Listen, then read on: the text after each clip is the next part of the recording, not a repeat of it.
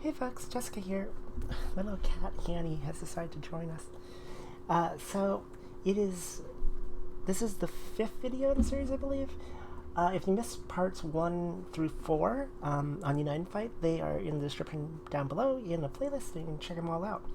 So this is the wrap-up vid for United Fight. After a long week, we are here at the end. Final rally, I think, just started since it's 2 my time. Let me pull it up. And it did. So let's give you a quick recap of how my week went, and then I'll talk about Final Rally. So, I was thinking, because, like, if you recall at the beginning, I said I went with one of my friends' crews. It wasn't even like 30 out of 30 people.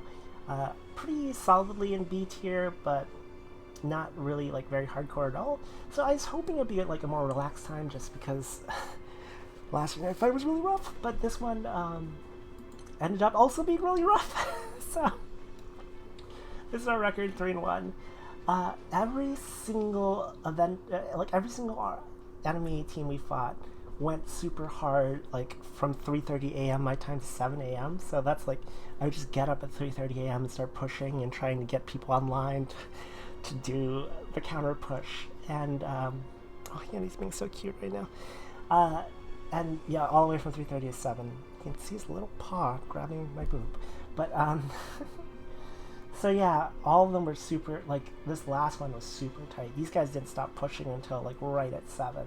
And we were basically the same speed. I think that the biggest gap we ever had was like 7 million or something, all the way to the end.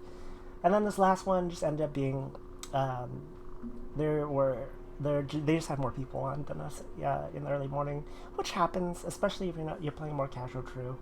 I think we had like 5 or 6 people on for most of this morning, and then like they had 12 to 13 on, and you know, what are you gonna do, right? Because they were just able to outpace us, so it became pretty clear we couldn't catch them. So that last one's a bummer, but you know, it happens.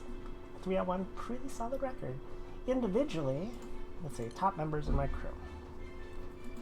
Total honors. Yeah, this is the other thing. I wanted a relaxing time B9 fight, but I ended up being like kind of a carry for my crew. So, yeah, like I have about 50 million more honor than the next person. It's fine though. I kind of expected something like that to happen, since I used to be a dark main, so my dark's pretty good. Let's look at rankings. Ooh. So, yeah, I ended up ranking 67,000, which gets me 50 honor badges. My crew got 7,800, which I'll show you what that means in a second, but it matters for the finals badges, the final rally things. Let me see if I can find, is this person still... Okay, so this person is the one that did the most honors overall, individuals. This is pretty much the team this person ran, that I ran, and also the next highest person ran. I mean, I talked about it before. Narmaya, really heavy damage dealer over time, has an Echo. Echo makes her do a lot of extra damage over the cap, really important. Olivia, really good utility. And because Dark hits so friggin' hard, the fact that when Olivia came out, people were like, oh, Olivia got super nerfed before they released her. She's so bad. People are dumb. Olivia's amazing. Oop. Let me turn my mic. Olivia is amazing. So, the thing is, Dark hits so hard, it doesn't really matter for a lot of characters if they don't hit quite as hard as the hardest hitting characters, because you're going to hit cap anyways. And she has an Echo, so it goes over the cap. And this Dark Eustace is a new character, but he can give pretty solid buffs to a single member of the team and himself with his Splintered Cell ability, which is a very funny name for an ability. And then he can reduce defense, and then he can boost everyone's crit rate, which is big, and everyone's charge attack if his charge bar is at 80% or higher when he uses it. And then, I mentioned this before, but I'll just go over again. Usually I frontline Summer Zoe, but Summer Zoe for Nightmare 100s is better in the back row, because you need a little bit more endurance. So when someone dies off, she comes up front, then she conjunctions to involve everybody and like start damaging again. Same thing with 6. And this person got 11,000 11,284 battles. That's so many. I only did 567. And they got 4 billion hunters. Oh man. It's so much. So let's jump back to the event home. Kitty, what are you doing? You're so cute. He's just sleeping with one hand on my boob. It's very weird. So let's see if we can look at loots here. Final Rally. So we're in this tier for Final Rally. So once you clear the big flashing Zeus boss, you'll get a like one random item from that, and then a Damascus Crystal, 35 badges, and this ring. Kind of wanted to get in this tier because I actually need 2 Damascus Crystals to make another bar, but whatever. And then for individuals, yeah. So I'm in this tier for individuals. I can have a chance of getting a Sunstone for free, which would be really nice. And then like Quartz, a Moon, and some tickets. Oh, and follow up on the bet I made in one of the videos. I don't remember which one. If you get bet results, day 1 was the one I made the bet. My bet actually won. Got 1620 crystals. The payout ended up dropping quite a bit, which it always does because the payout fluctuates based on like the point totals of each team. So usually by the time the betting actually finishes, it'll be lower than when you initially put in the bet. So don't like put in the bet early and then expect to get the early amount of crystals. But yeah, that's how we did. And this shows you definitely can win the triple bet. All I did was bet on the team that was predicted, or on the outcome that was predicted by the spreadsheet, based on the point totals at the time that I looked. Is there anything else to talk about? Yeah, talk about token draw real quick. I ended up clearing 18 boxes. I'm going to clear another 4, so 22 boxes once I get my tokens from Final Rally. So let's jump right into Final Rally, and we'll talk about Final Rally real quick. Final Rally is like the gift you get for all your hard work. Just use my standard dark team that I have. No, Summer Zoe in the back. This is my Nightmare 100 team. I don't actually know what team setup is best for Final Rally, but we're just going to use this one. Final Rally is just a group thing where you beat the shit out of a boss, and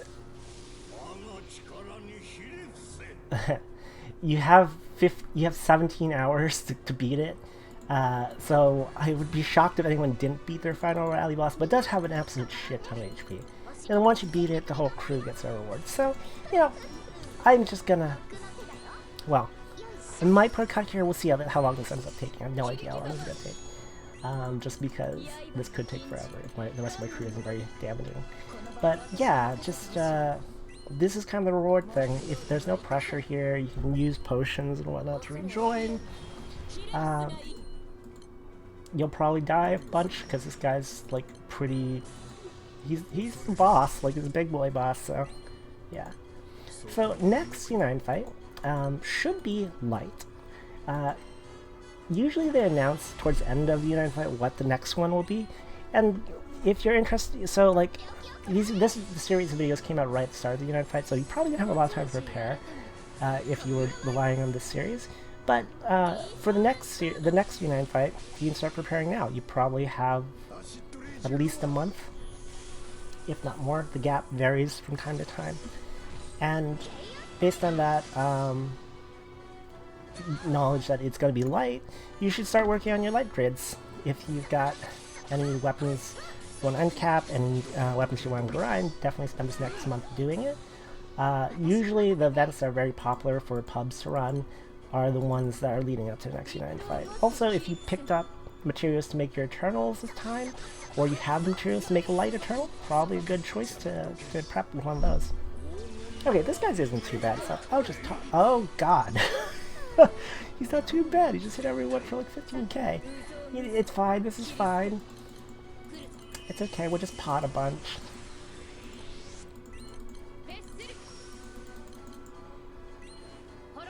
Bet. Anyways. This United Fight was fun. Like, I really enjoyed Dark.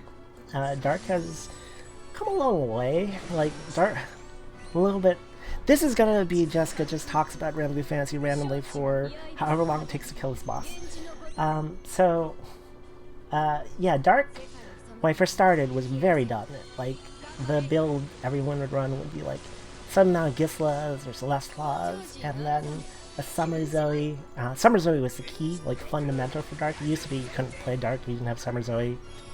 Recently you couldn't play Dark. If you wanted to compete, you couldn't. Because Summer Zoe, yeah, I mean, you've seen me use Summer Zoe enough now to know what she does. She basically sets everyone's HP to 1, protects them for a turn, then gives them drains, and then heal themselves back up. And you just do an absolute shit ton of damage with the Enmity from Gisela or Celeste Claws. That still applies, but yeah, Dark kind of fell out of favor because it had less in the way of utility characters, and like the Enmity build was really the only viable build. So like it spent a lot of time being super dominant because it's one of the neutral colors. It's dark or lighter neutral colors. They're not weak versus any color, but they're only strong versus each other. And because of that, like it was like back in like when Omega 1 weapons were standard, Dark was super dominant because you like with an enemy grid you could like 1 turn, 2 turn most of the Omega bosses, and then all the other bosses you were fine. In a longer fight, maybe relying on enemy was a little dangerous, but for the most part, not that big a deal. And then they started trying to make people. That's when we transitioned to a rainbow meta. And by rainbow meta, I mean it's when they started adding damage resistance to enemies that if you weren't the element that was strong against it. So like if I was playing wind against Zeus right now, I would do significantly less damage. There'll be a warning on a match before it tells you if there's an element restriction like that. But I'm using Dark, so it's fine. That's a strong element versus light, obviously. But yeah, and then nowadays, Dark has a lot more options. Enmity is still the build I favor, but you could go Stamina Dark with the Dark Angel Sword if you happen to have a ton of Dark Angel Swords. I will admit I need to be refamiliarize myself with the Omega builds because I don't actually know what they run these days. But also Dark has a lot more characters with utility now. Like Olivia has some really strong ability to manipulate the enemy's charge bar, prevent them from using their charge attacks, stuff like that.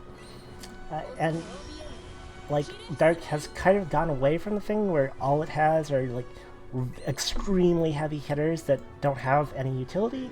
Now they still have all the heavy hitters, but most of them have some amount of utility. Like Eustace here does the group buff to everybody, can buff crit rate, buff the Oogie power. And yeah, Dark's in a lot better place now. What's going on here? Oh right, I just rezzed. Let me go ahead and Alexiel so I don't like get demolished. Now I'll do the charge attack thing. So yeah, things I would work on for the next United fight. Play around with your different light teams. Have an idea of what you want to build or work towards. If there's a surprise ticket, or if you're planning on sparking anything for the next United fight, remember that's light, so it'd be a very good time to work on light stuff. Of course, if you don't super care, you don't really have to do any of that. But I definitely will focus my efforts on making my light team super strong for next United fight.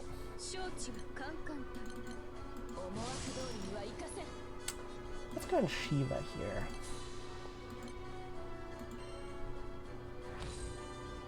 Oh, and I didn't do a video on the Nightmare 100s just because, like, they take so long. They take so long. Like, I took footage of it, but it just ended up being, like, me attacking him refresh for friggin' ever. Definitely, like, soloing a Nightmare 100 is pretty tough. I can do it with my team, but, like, it's most efficient thing to do is, like, pair off with somebody that's pretty strong and then duo them. So, like, no shame in doing that. That's what most of my crew ended up doing. But like I said, it's that, like, the higher the difficulty of the fight, the more efficient it is in terms of honor gains.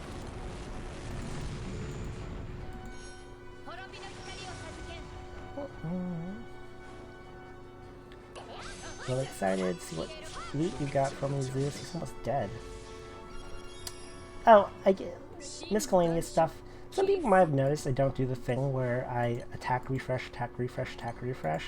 Like, once this animation finishes, I hit attack.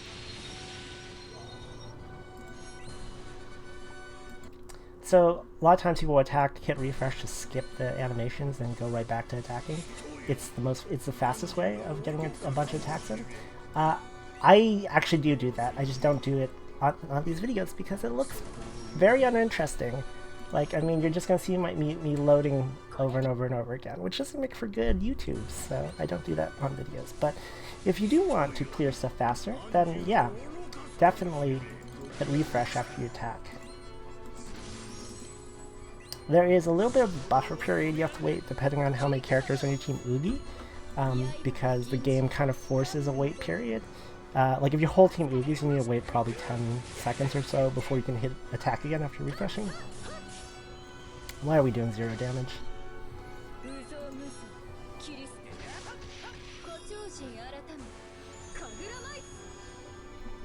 Would you hurry up and die? There we go! Now we get our loot! And Final Rally's fun! Like, it's just the reward for doing all this. And, you know, your team all comes out to celebrate. Well, the people are awake right now. Let's see. What is this? I don't know what that is. Just random silver bow I haven't seen before. So now that we have defeated Zeus, Final Rally 1. Give me all my loot. Look at all that. Nice. And then I wonder, actually, oh, yeah. So 8,872 tokens. You get tokens based on how you performed over the course of the rally. Not the rally, the whole United fight. And since I was top of my team, I always got a shit ton of tokens. So factor that in when you're going for the number of boxes you need. It tells you if you look throughout the fight how many you'll get at the end. So let's go to our crate. Pick up all our stuff. And yeah, there you go. So this series has been... I want to say also, sorry, change topics. I don't think you actually have to be part of the team that kills Zeus. Like, you can start it again here as many times as you want. There's nothing, I don't think you get anything for doing it again. But if you're not on right when your team wants to do the final rally, don't worry about it too much. It's meant to be a reward thing. It's really, like, if you don't play at all for that day, then yeah, you'll miss out on the rewards. But even if you can't get on until later, you can still get the rewards. Yeah, get this nice little screen. So yeah, this series has been really long, but it's been really fun for me to cover a more in-depth series like this. Especially since there's so much to Unite Fight and the Eternals. It's like probably the most complicated part of the game. And also one players tend to like focus on in terms of like importance of different grids and whatnot. If there's anything I haven't covered in this and you have questions about, feel free to leave a comment down below, and maybe I'll do a quick addition to the series to cover any remaining questions. But yeah, other than that, I hope you guys did great in Unite Fight, in Guild Wars, whatever you prefer to call it. And yeah, good luck in the light one. Oh, I should mention, since someone would inevitably ask, what am I running for the Light Guild War? I don't know what class I'm going to be running. I'm kind of hoping the EX2 class for Gunslinger comes out, because that would be awesome. But if not, I'm probably running like either Glorybringer or like Sage. I have an Ultimate Staff, so this is the Ultimate Staff build where it's like it's all staff users for the most part, and these guys all break damage cap pretty easily. And Funf is like, he's very, very, very strong as an internal right now. If I were to go like a more sword build, which I might, because I used to not like the sword build.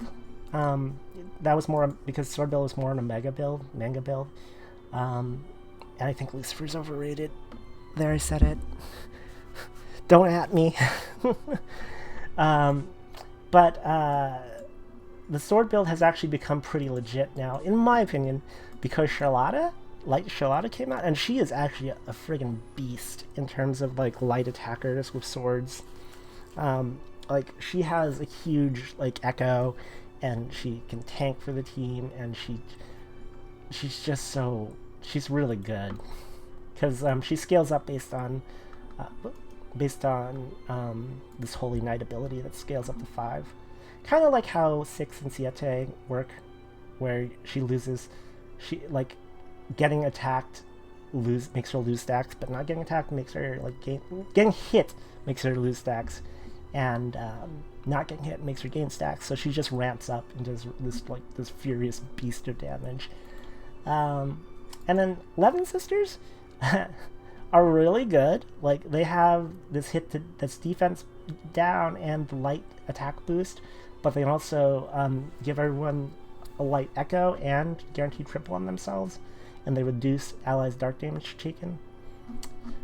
But the main thing is their attack is really low. It's like half of most SSRs have double this attack.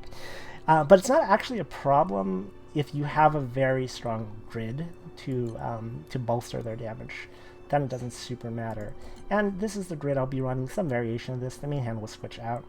3 FOB Ians, 2 FOB Gambitines, the IO staff. I want to get an FOB Certificus, but I need 2 Damascus to do that by the Light United fight. So we're going to try and get one of those. Not sure how, but we'll work on that for the next one.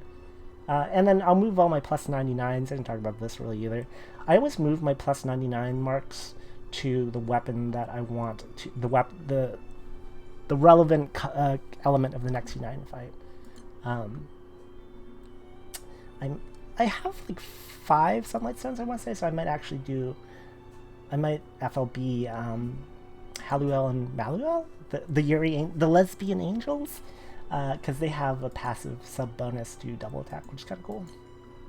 But yeah, that's what I'm planning on running. Oh, since I mentioned it, if you know what I mean by resetting plus marks, some people don't know you can do this. If you go to a weapon that has plus marks on it, so like, for example, the Celeste Claw, if I do reset marks, it will reset the weapon to 0, which seems like a terrible thing to do, but don't worry, because it actually sends a plus 99 to your a Mirage Munition to your box, and then you can use that Mirage Munition. Go back to my light team, and you can slap it on a new weapon. So you can actually move your plus marks around like that, and I recommend you do that. The only thing to keep in mind is it does cost a lot of rupees to do that. And you know, I did a video on sliming, which is a good way to get rupees, but I'll do more about rupees later if there's any demand for that. But see, there, now we move our plus marks around, and those plus marks do make a big difference in power level. So yeah, that's it for this time. I love all you guys. Hope you had a fun time fighting all week. And yeah, I'll see you at the next one. And again, if you have questions, post them down below. I will try and respond either in chat, in messages, or I might do another video. Yeah, if you check out my Twitter, check out my Patreon, especially if you if you subscribe to my Patreon, that would super help. If you spread the word on the series, that also super help me out. And if you let me know what you want me to cover next, I am looking for material for like a longer series like this in the future. Yeah, just and Twitch. My Twitch is in there too. Anyways, I'll talk to you guys later. Yeah, that's about it. I keep on thinking I'm missing something because United Fight has been such a deep topic, but no, I think that's everything. Catch you guys later. Bye.